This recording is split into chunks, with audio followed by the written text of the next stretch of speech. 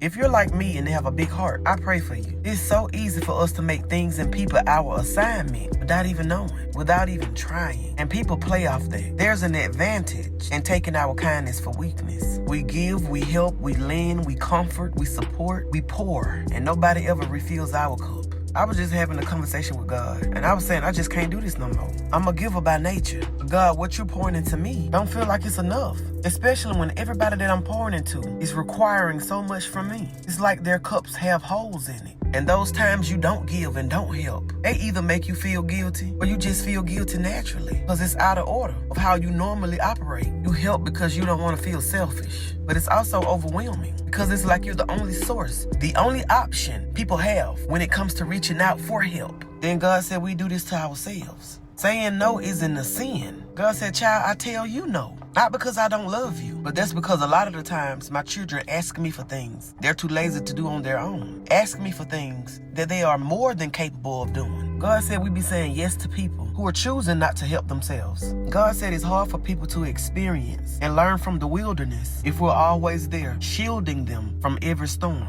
He said if the storms and the winds strengthen the roots in trees, our storms were designed to strengthen our roots too. Everything is not our assignment, but ultimately, we're all His. So when we take our hand out of other people's situations, especially when it's people we care about, we just gotta trust that God won't allow the storms to get bad enough to wipe them out. But if we empty our cups, pouring into other people's broken cups they're too lazy to repair on their own, we're gonna always feel depleted, like nothing we do is ever enough. And people having cups with holes in it don't mean they're poor or can't afford a cup. It just means they're poor stewards. Their relationship with God is patchy. And if people can't steward, whether it's money you give them or a word from the Lord, they might get to enjoy a few sips. Because of the holes, their supply gonna run out just as quick as you filled it. And you'll find yourself having to fill and refill and refill. And God said that's when you know it's not your assignment. He said that's equivalent to somebody having a hole in their roof. Instead of them fixing the issue, we keep supplying them with buckets to catch the water every time it rains. God said start saying no. Because sometimes I was saying yes, it's blocking their view of Him. God said when they realize we are no longer an option, they'll finally make Him a priority and their only option. Having a good heart is good, but it's bad when people use your good heart as their savior and overlook the real savior. But y'all be blessed.